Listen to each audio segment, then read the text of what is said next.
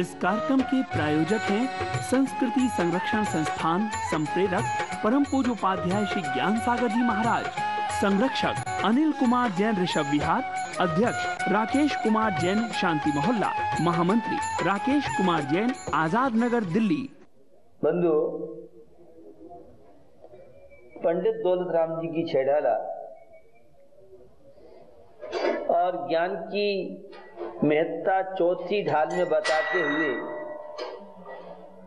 और ज्ञान में भी सम्यक ज्ञान की विशेष रूप से उन्होंने चर्चा की है। आज बहुत ज्ञान के क्षेत्र में लोगों ने उन्नति तरक्की की है, लेकिन वह भौतिक ज्ञान एक अशांति और तनावों का कारण भी लोगों के लिए बन सकता है, और सम्यक ज्ञान शांति, प्रसन्नता, तनाव मुक्त जीवन और आत्मा के उत्थान, देश के उत्थान, राष्ट्र के उत्थान और विश्व के उत्थान के लिए सम्यक ज्ञान एक माध्यम कारण बन सकता है। सकल द्रव्य के गुण अनंत पर जाए अनंता, जाने एक ही काल प्रगट के बल भगवंता।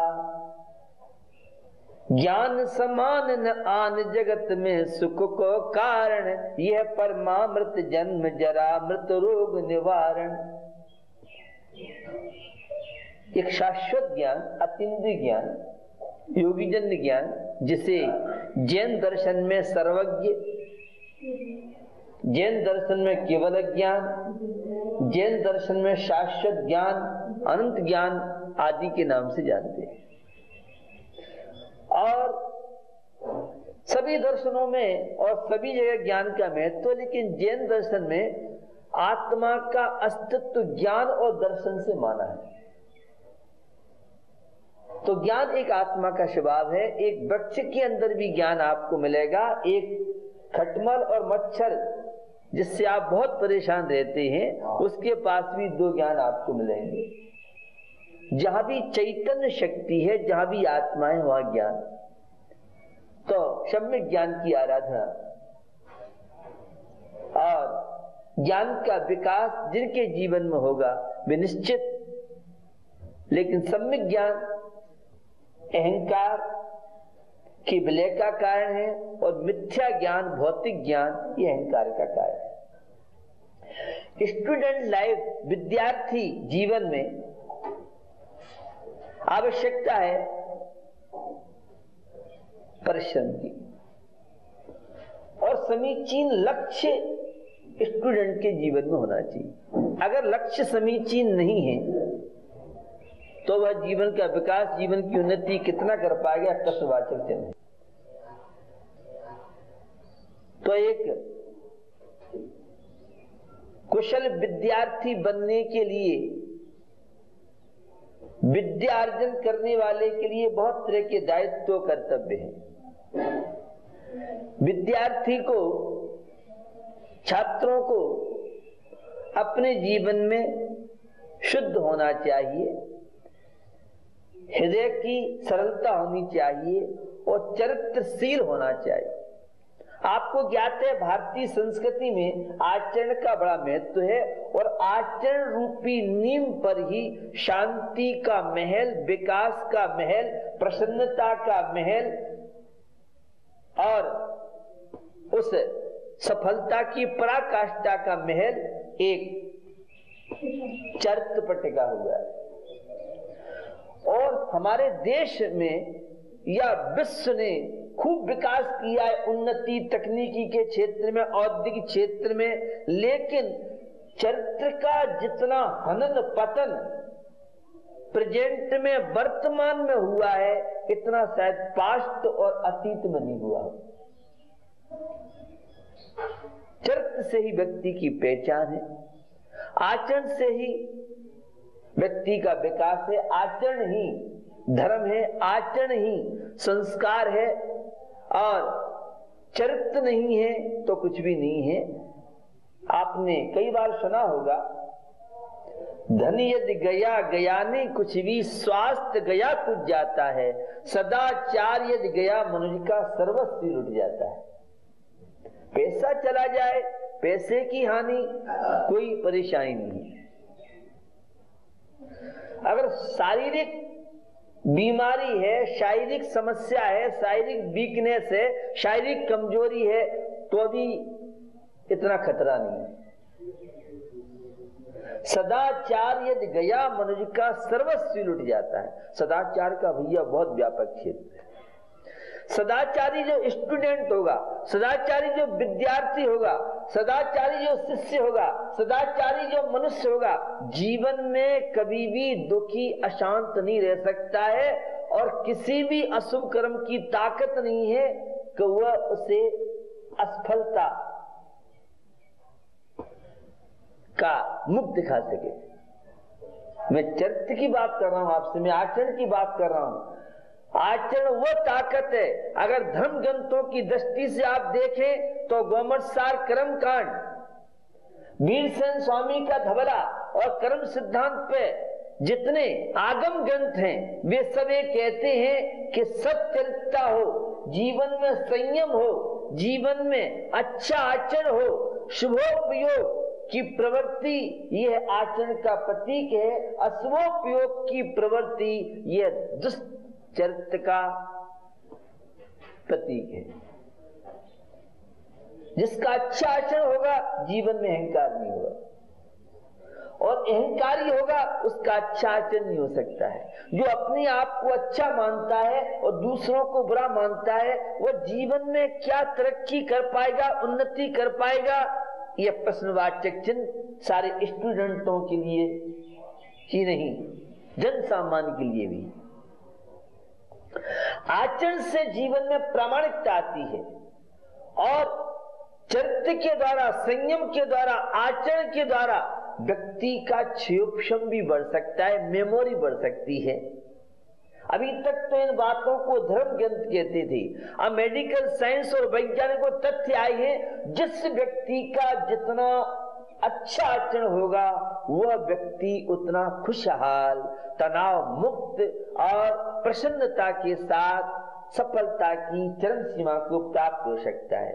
अब आपकी जिज्ञासा होगी, संत जी हम तो देखते हैं बहुत धार्मिक है, वो बहुत ईमानदारी से जीवन कर रहा है, उसके खान पीन में बहुत शुद्धि है। ये तो केवल बाह्य चीजें हैं जो अंतरंग आचरण को विशुद्ध बनाएगी। इन बाह्य चीजों के साथ क्या उसका अंतरंग आचरण है या नहीं? कलुषता जीवन में है, चार कषायों से जीवन गुजर रहा है, पंच पापों से जीवन गुजर रहा है। आज आप देखिए सामने वाला बहुत मीठी चुपी बातें करेगा और अंदर विरोध में रहता है, कटाई करता है, अंदर हालाहाल रखता है। अब आपके बाह्य में तो बहुत अच्छा आचरण है, बाह्य आचरण होने के बाद अंतरंग की विशुद्धि, अंतरंग का आचरण, अंतरंग की सरलता, दया, करुणा, परोपकार, सेवा की भावनाएं, सामंजस्य, परिस्थिति बिठाना, ये सारे सब आचरण रूपी वृक्ष पर ही फल सकते हैं। अगर स्टूडेंट में संवेदनशीलता नहीं है, विद्यार्थी के अंदर बड़ों को सम्मान देने की भावना नहीं है, तो उसका आचरण कितना अच्छा हो सकता है, ये एक विचार नहीं। बाह्य आचरण के साथ अंतरंग आचरण भी चाहिए। अंतरंग की जितनी विशुद्धि होगी उतना बाह्य आचरण खिलेगा, और बाह्य आचरण है और अंतरंग में अगर निर्मलता नहीं है, पवित्रता नहीं है, भावना की पवित्रता होना बहुत जरूरी है। संवेदनशील स्टूडेंट, छात्र, शिष्य, वे किस तरह से विकास करते हैं, उन्नति करते हैं? तो आपको पुष्पडाल और वार्षण दोनों शिष्य थे दोनों संत, लेकिन वार्षण के अंदर आंतरिक पवित्रता, निर्मलता थी, और पुष्पडाल बाह्य में तो आचरण था, लेकिन वह वास्तव में आंतरिक उतनी विशुद्धि, उतनी निर्मलता नहीं आ पाई। गुरु द्रोणाचार्य और कौरव पांडव जिनसे सीख रहे थे, पांडवों की जितनी हृदय की पवित्रता थी, जितने सच्चे थे, जितने ईमानदार थे, अब कौरवों में कितनी थी नहीं थी, ये सब आपसे छुपा हुआ नहीं। विनयशीलता बहुत अब लगता है दुर्लभ या कठिन कार्य है। स्टूडेंट बन सकते हैं, परसेंट आप ला सकते हैं, तरक्की बहुत कर सकते हैं, लेकिन नम्रता ये बड़प्पन की सबसे बड़ी निशानी है और अहंकार ये छोटेपन का सबसे बड़ी पहचान है। जो जितना छोटा होगा उतना ज्यादा अहंकारी होगा, और जो जितना सरल हृदय सच्चरित्र होगा वो उतना आपको नम्र मिलेगा। आपको ज्ञात है, देश के प्रधानमंत्री, भूतपूर्व प्रधानमंत्री जवाहरलाल नेहरू, वे बच्चों को, विद्यार्थियों को बड़ा प्रेम करते थे।